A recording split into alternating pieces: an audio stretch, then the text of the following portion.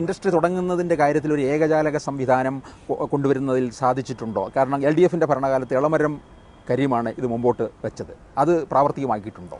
ഞങ്ങൾ ഇവിടെ ചെയ്യുന്നത് നമുക്ക് ടെക്നോ പാർക്കിൻ്റെ അകത്തെ ഇൻഡസ്ട്രി മൊത്തത്തിലെ കേരളത്തിലെ കാര്യമല്ലേ പറഞ്ഞ്, ടെക്നോ പാർക്കിൻ്റെ അകത്ത് അങ്ങനെ ഒരു സംവിധാനം നിലനിൽക്കുന്നുണ്ട്. അത് പണ്ട് മുതലേ നിലനിൽക്കുന്നുണ്ട്. അത് വളരെ സക്സസ്ഫുൾ ആയിട്ട് ഞങ്ങൾ കൊണ്ടുവന്നതാണ്. കാരണം കണ്ടു കഴിഞ്ഞാൽ ഈ ബിസിനസ് ഡെവലപ്മെൻറ്റ് ഇത് കണ്ടു കഴിഞ്ഞാൽ ഫൈനലി CEO ആയിട്ടൊരു ഡിസ്കഷൻ ഉണ്ടാവും. അപ്പോൾ CEOയും കണ്ട് അപ്രൂവ് ചെയ്ത് കഴിഞ്ഞാൽ പിന്നെ എഗ്രിമെൻറ്റ് സൈൻ ചെയ്യാനായിട്ട് ഈ വരുന്ന കമ്പനിയുടെ CEOയും ടെക്നോ പാർക്കിൻ്റെ CEOയും കൂടി ഇരുന്നിട്ട് നമ്മൾ എഗ്രിമെൻറ്റ് സൈൻ ചെയ്യും. അവർക്ക് next day they can move in to the location, move in to the space. ഇത് വിദേശ കമ്പനികൾക്ക് ഇതേ രീതി തന്നെ ആയിരിക്കും. വിദേശ കമ്പനികൾക്ക് ഇതേ രീതിയിൽ തന്നെയാണ്. അപ്പോൾ വിദേശ കമ്പനികൾക്ക് നമുക്ക് കുറച്ചുകൂടെ ഡോക്യുമെൻറ്റ്സ് കൂടുതൽ ഞങ്ങൾ ആവശ്യപ്പെടുന്നു മാത്രമേ ഉള്ളൂ. മറ്റേ ചില government of India clearance, reserve bank of India ക്ലിയറൻസുകൾ, അങ്ങനെയുള്ള ചില ക്ലിയറൻസുകൾ അല്ലാതെ ബാക്കി എല്ലാ കാര്യങ്ങളും ഒരേപോലെ തന്നെയാണ്. പിന്നെ ഇൻക്യുബേഷൻ്റെ കാര്യത്തിൽ ഒരു വ്യത്യാസമുണ്ട്.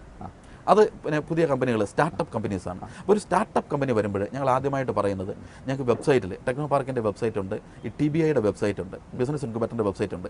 ഈ രണ്ട് വെബ്സൈറ്റിലും ഓൺലൈനായിട്ട് രജിസ്റ്റർ ചെയ്യാനുള്ള സൗകര്യമുണ്ട്. ഇപ്പോൾ കുട്ടികൾക്ക് ആദ്യമായിട്ട് ഇപ്പം ഒരു സ്റ്റാർട്ടപ്പ് കമ്പനി തുടങ്ങണം എന്ന് പറഞ്ഞിട്ട് നമ്മളെ ഫോൺ ചെയ്ത് പറഞ്ഞു കഴിഞ്ഞാൽ നമ്മൾ പറയും ഇത് രജിസ്റ്റർ ചെയ്യും നിങ്ങൾ ഇന്ന സൈറ്റിൽ ഒരു സ്പ്രിംഗ് ബോർഡ് ഒരു ഓപ്ഷൻ ഉണ്ട്. ആ ഓപ്ഷനിൽ നിങ്ങൾ ക്ലിക്ക് ചെയ്യുക, അതിൽ രജിസ്റ്റർ ചെയ്യുക. കുറച്ച് ഡീറ്റെയിൽസ് നമ്മൾ ചോദിക്കും. ഇവർ രജിസ്റ്റർ ചെയ്ത് കഴിഞ്ഞാൽ എൻ്റെ ടീമുണ്ട്.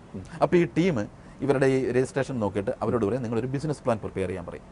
ഇപ്പോൾ ഏത് സ്റ്റാർട്ടപ്പ് ആണെങ്കിലും അല്ലെങ്കിലും ഏത് കമ്പനി ആണെങ്കിലും ഒരു സംരംഭം തുടങ്ങണമെങ്കിൽ നമുക്കൊരു ബിസിനസ് പ്ലാൻ വളരെ അത്യാവശ്യമാണ്. ഇപ്പം ഞങ്ങൾ പോയി കഴിഞ്ഞാൽ ഞങ്ങൾ ഓരോ കോളേജുകളിലും പോയിട്ട് അതിലെ സെമിനാറുകളിലെല്ലാം പോകുമ്പോഴും സംസാരിക്കുന്നതും പ്രസംഗിക്കുന്നതെല്ലാം ഞങ്ങൾ സംസാരിക്കുന്ന മൊത്തം കാര്യങ്ങളും ബിസിനസ് പ്ലാനിനെ കുറിച്ചാണ്. ഞങ്ങൾ മിനിമം ഒരു 5 വർഷത്തിൻ്റെ ഒരു ബിസിനസ് പ്ലാൻ ഉണ്ടാക്കാൻ പറയും. അപ്പോൾ ഈ ബിസിനസ് പ്ലാനിൽ അവർക്കൊരു ബിസിനസ് ഐഡിയ കാണും, ഒരു ടെക്നോളജി ഐഡിയ കാണും. ഈ ഐഡിയ രണ്ടിനെയും വളരെ ഡീറ്റെയിൽ ആയിട്ട് പരാമർശിച്ചുകൊണ്ട് ഒരു ബിസിനസ് പ്ലാൻ ഉണ്ടാക്കി വരും. അപ്പോൾ ഈ ബിസിനസ് പ്ലാൻ ഞങ്ങൾക്ക് സബ്മിറ്റ് ചെയ്യും, ഓൺലൈനായിട്ട് സബ്മിറ്റ് ചെയ്യും. ചിലർ ഹാർഡ് കോപ്പി കൊണ്ടുവരും.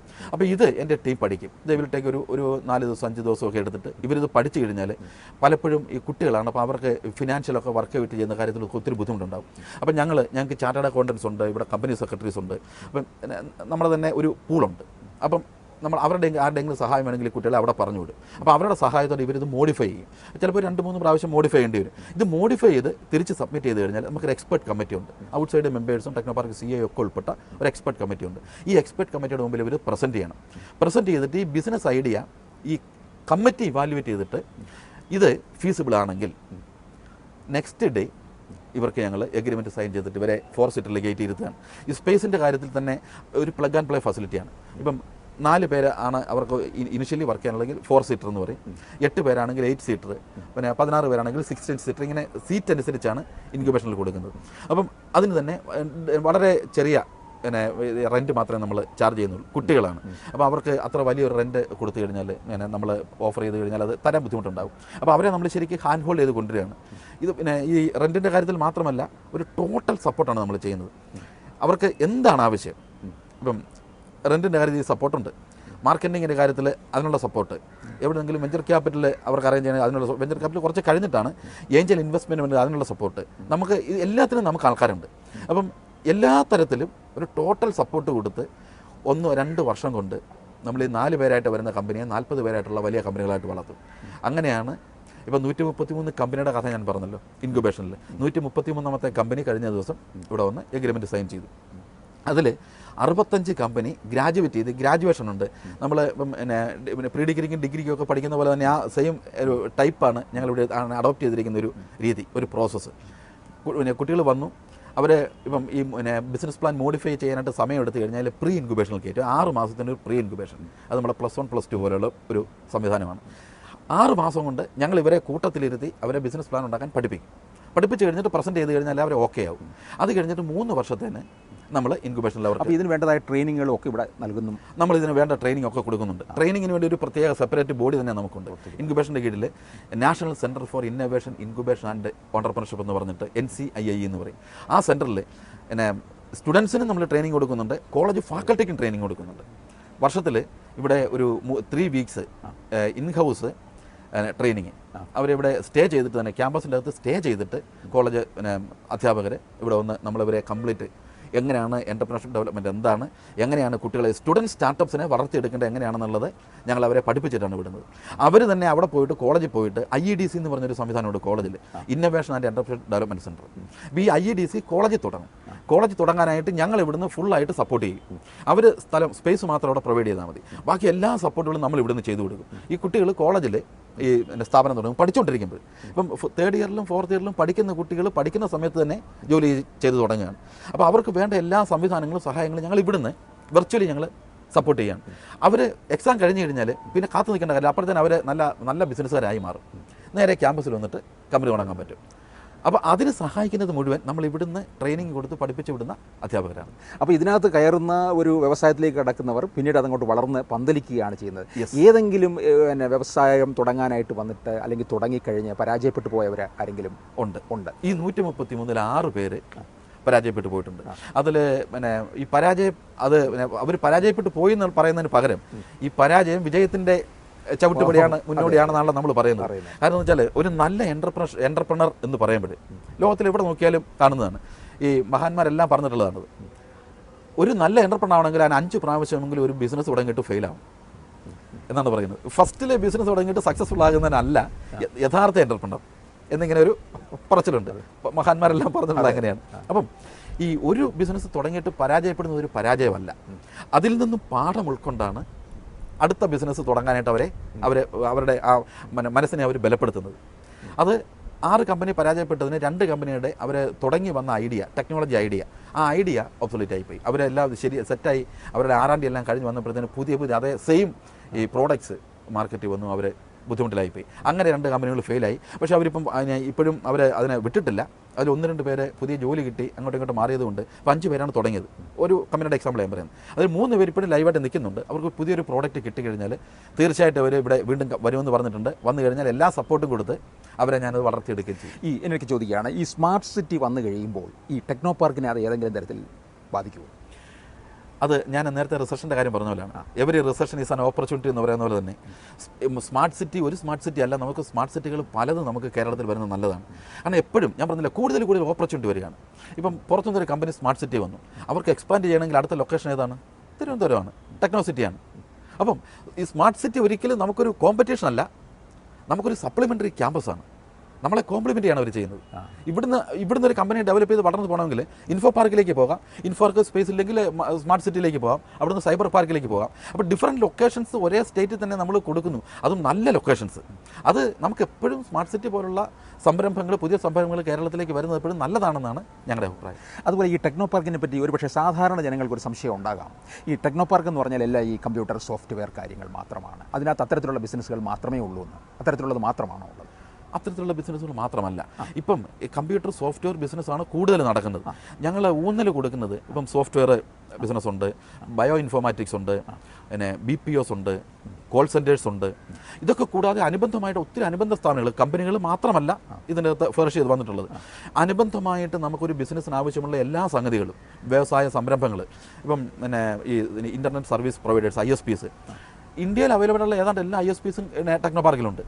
അവരുടെ OFC കേബിൾ സംവിധാനത്തിലൂടെ എല്ലാ ബിൽഡിങ്സും കണക്ട് ചെയ്തിട്ടുണ്ട്. എല്ലാവരും നല്ല രീതിയിൽ കമ്പനികൾക്ക് സർവീസ് പ്രൊവൈഡ് ചെയ്യുന്നുണ്ട്. അവരുടെ ആ ബിസിനസ്സും വളർന്നു വരുന്നുണ്ട്. അതുപോലെ ഇതുമായിട്ട് ബന്ധപ്പെട്ട ഞാൻ നേരത്തെ പറഞ്ഞ പോലെ ഫുഡ് കോർട്ട് ബിസിനസ്, മറ്റ് ബിസിനസ്സിനെ ഇതുമായിട്ട് ഇങ്ങനെയുള്ള ബിസിനസ്സുകൾ, ഇൻഷുറൻസ് ബിസിനസ്, ഇങ്ങനെയുള്ള എല്ലാ ഈ അനുബന്ധ സംരംഭങ്ങൾ ഇതിനകത്ത് വരുന്നുണ്ട്.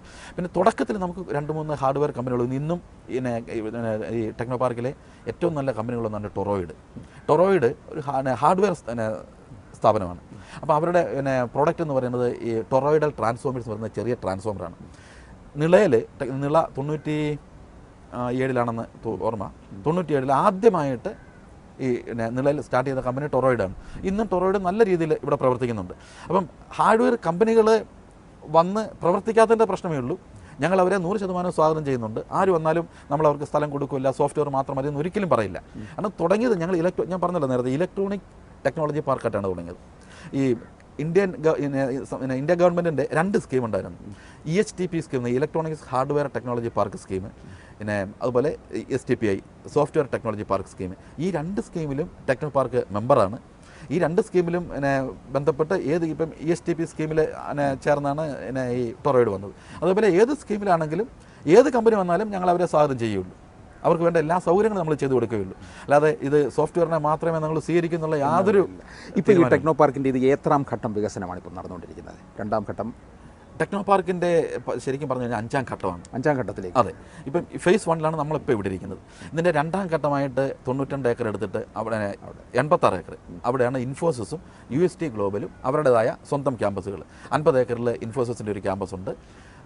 അതേപോലെ 36 ഏക്കറിൽ UST ഗ്ലോബലിൻ്റെ ഒരു ക്യാമ്പസ് ഉണ്ട്. പിന്നെ അത് ഫേസ് 2. ഫേസ് 3 ഈ ഫേസ് 2വിൻ്റെ ഫേസ് 1ൻ്റെ ഇടയിലായിട്ട് ഈ ബൈപ്പാസിൽ തന്നെയാണ്, നമ്മുടെ NH ബൈപ്പാസിൽ തന്നെയാണ്. ഫേസ് 3യിൽ 92 ഏക്കർ. ഈ 92 ഏക്കറിൽ നമ്മുടെ ടെക്നോ പാർക്ക് സ്വന്തമായിട്ട് 10 ലക്ഷം സ്ക്വയർ ഫീറ്റിൻ്റെ ഒരു ബിൽഡിംഗ് പണി ഏതാണ്ട് തീർന്നു വരികയാണ്.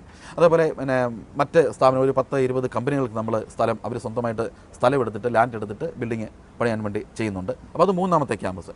4ാമത്തെ ക്യാമ്പസായിട്ടാണ് ടെക്നോ സിറ്റി നമ്മൾ പ്ലാൻ ചെയ്യുന്നത്, ഏറ്റവും വലിയ ക്യാമ്പസ്. 5ാമത്തേത് കുണ്ടറ ക്യാമ്പസ്, കൊല്ലം ടെക്നോ പാർക്ക്. ഈ എപ്പോഴും കേരളത്തിലെ ഒരു പ്രധാന പ്രശ്നമെന്ന് ചോദിച്ചാൽ എപ്പോഴും ഈ രാഷ്ട്രീയ ഇടപെടലുകൾ വളരെ കൂടുതലാണ്.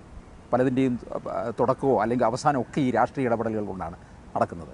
അപ്പോൾ ഇക്കാര്യത്തിൽ മാറി മാറി വരുന്ന സർക്കാരുകളിൽ നിന്ന് രാഷ്ട്രീയ ഇടപെടലുകൾ എത്രത്തോളം ഉണ്ടായിട്ടുണ്ട്? ടെക്നോ പാർക്കിനെ സംബന്ധിക്കുകയാണെങ്കിൽ ഈ നമുക്ക് ഇന്ന സർക്കാരിൻ്റെ ശിശുവാണ് ടെക്നോ പാർക്ക് എന്ന് പറയാൻ പറ്റില്ല.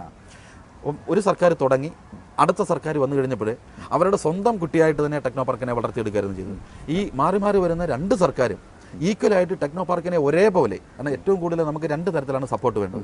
ഗവൺമെൻറ് ഉദ്യോഗസ്ഥന്മാരുടെ സപ്പോർട്ട്, മിനിസ്റ്ററുടെ സപ്പോർട്ട്, പിന്നെ ഫണ്ടിങ് സപ്പോർട്ട്.